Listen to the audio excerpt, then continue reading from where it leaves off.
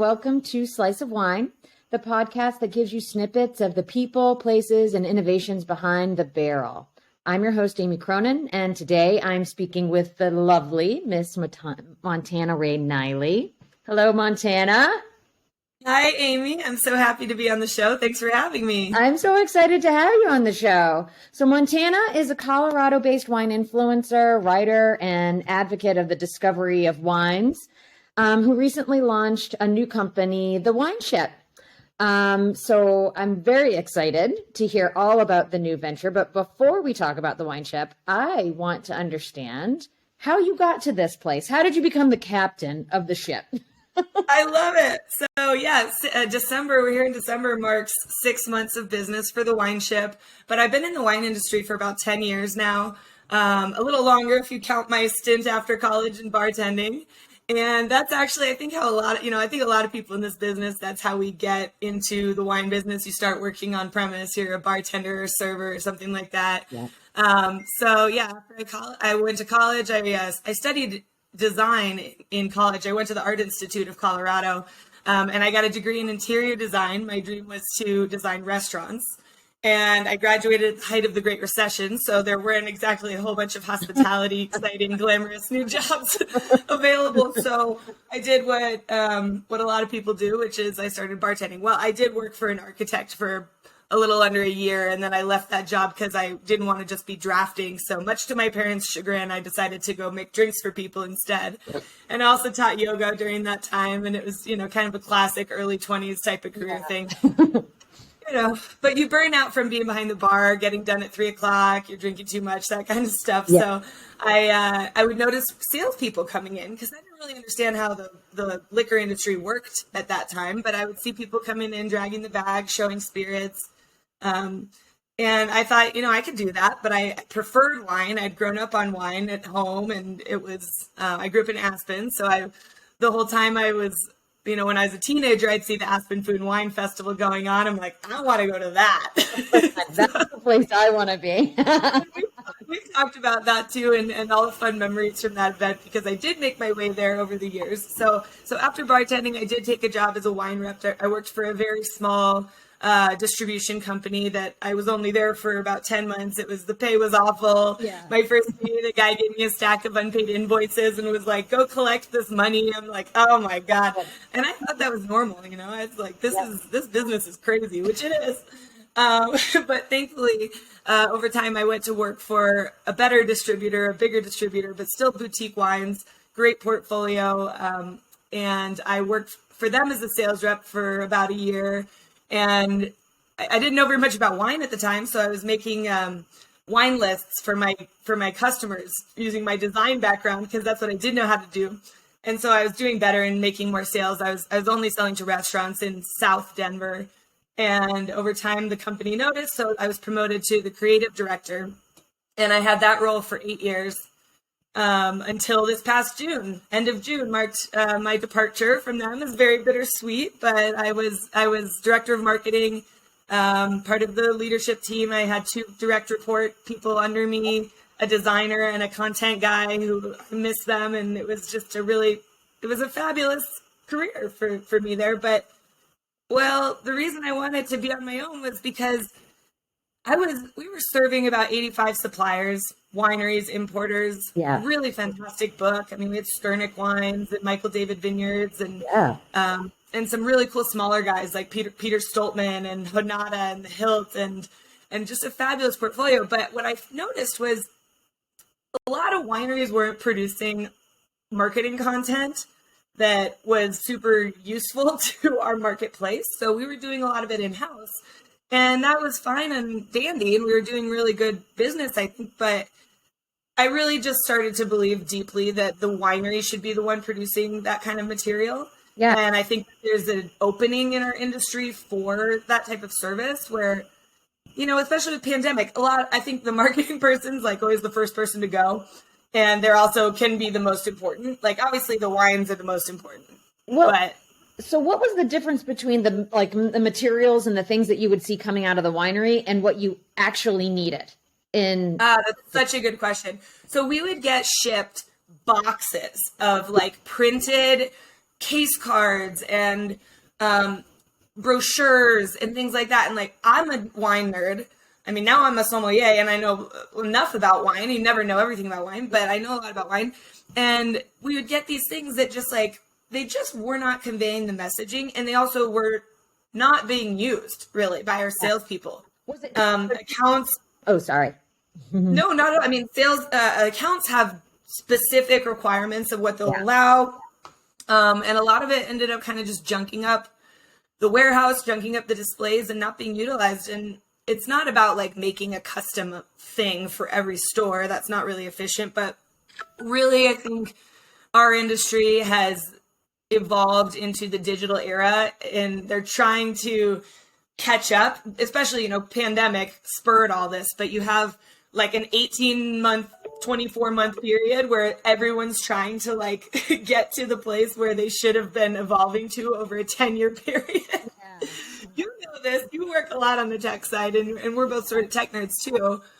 So, but they were sending a lot of hard copy material and they really needed to be sending us banners for our stores' websites, website banners and social media content and building their brands through social media channels and understanding better the way that a lot of people are receiving information and content today. Yeah. And they just weren't even aware of like the major platforms.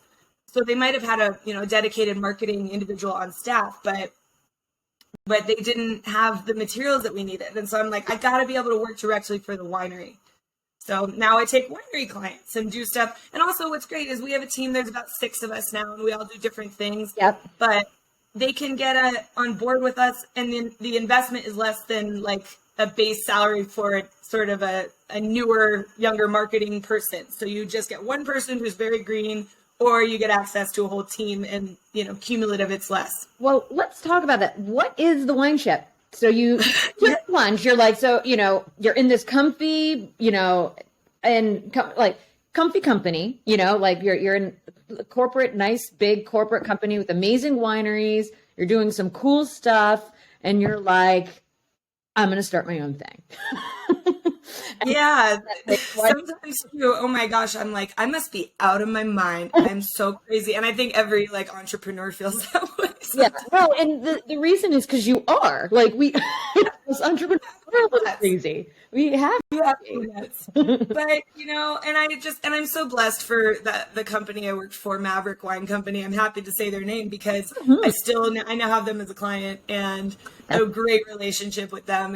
They're just a wonderful company, and I'm so grateful to the owner for always kind of allowing me to do new and innovative things. And as much as I push that, it's like I'm still in a Colorado-based distribution company. It just didn't make sense to do the things I wanted to do. So the wine ship, when we started, well, honestly, I started the wine ship about 2014, and it was just the name of my Instagram account. And I was using it to, a friendship made over wine is a wine ship. Right. It was just a fun little play on words. And then I was dreaming of having like a retail store someday where I could ship wine. And that, I was like, I like this, the wine ship, and I'm the captain. And I was using it to create a log of the wines I was tasting and the trips I was going on and kind of just as a fun social media thing.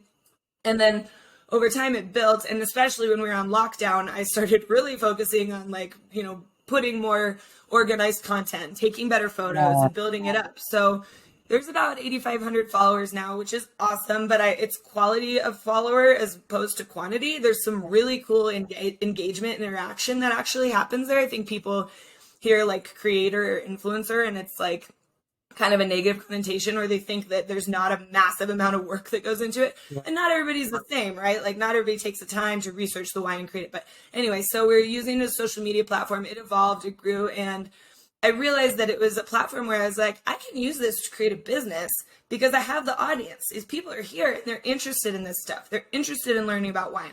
They want accessible information about wine. I try to keep my notes neutral. It's not all about what I like. It's about like explaining the style of the wine and giving some kind of practical, applicable information to people. So the first thing that we did when I started was we organized our first public tasting event in Denver, because I want to, in addition to serving the wineries, I also think making sure other people know about their wines is very important, especially the small guys, because people are inundated with big brands. They see on their digital advertising in the store, they see stacks and stacks and stacks of this stuff. And that's all they know a lot of time. They go to what they're comfortable with. They buy the same wine every day. They don't understand grape varieties. They don't understand regions. They don't understand cool versus warm climate. They don't understand about wine and why they like the things that they like. Yeah. So I thought that we were just going to be doing like events and, on a regular basis. I thought I was going to do a huge wine festival and kind of like be an event production type side of things. And thankfully, you don't always get what you wish for. And it's about learning what really makes sense. So the first event that we did a California wine tasting at a winery / event space here in Denver. And we sold it out. We did a class portion first for like 40 people. And I had a winemaker, Ian Devereaux from Smith Devereaux in Napa Valley. He came in and he worked with the chef there. They created like a food pairing and wine tasting experience.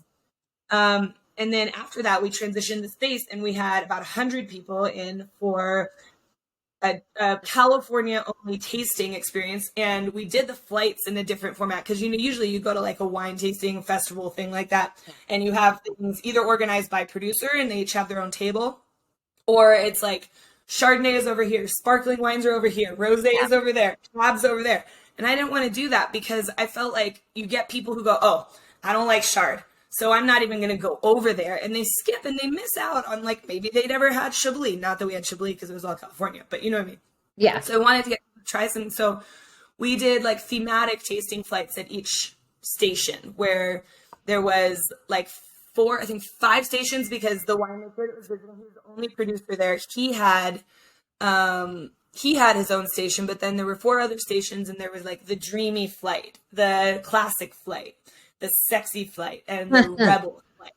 So they each had kind of their own personality, and it put the wines, each one was a complete tasting flight of 9 wines. So you had like a bubbly, acidic, light, high acid whites, then you went into Chard and rosé, and then light bodied reds all the way down the line to, your big bold Cabins and that kind of stuff.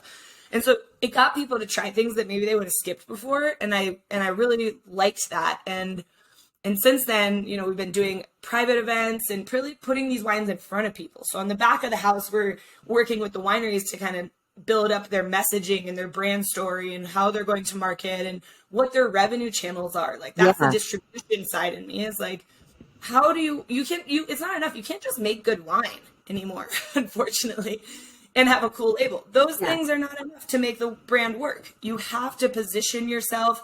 You have to have the outreach channels. You have to have an understanding of how the internet works as it relates to wine, and you have to have it strategically placed in front of the right people, or they'll never find it. That's right. No, and so the attendees of this event, they were consumers and trade. It was 90% consumers. Yeah, and that is what taught me the lesson about not having a big festival, because in my career, I had put together so many trade tastings. Oh my gosh, I ordered branded spit cups with my logo, thinking everybody was going to use those. Yeah, no, they don't spit.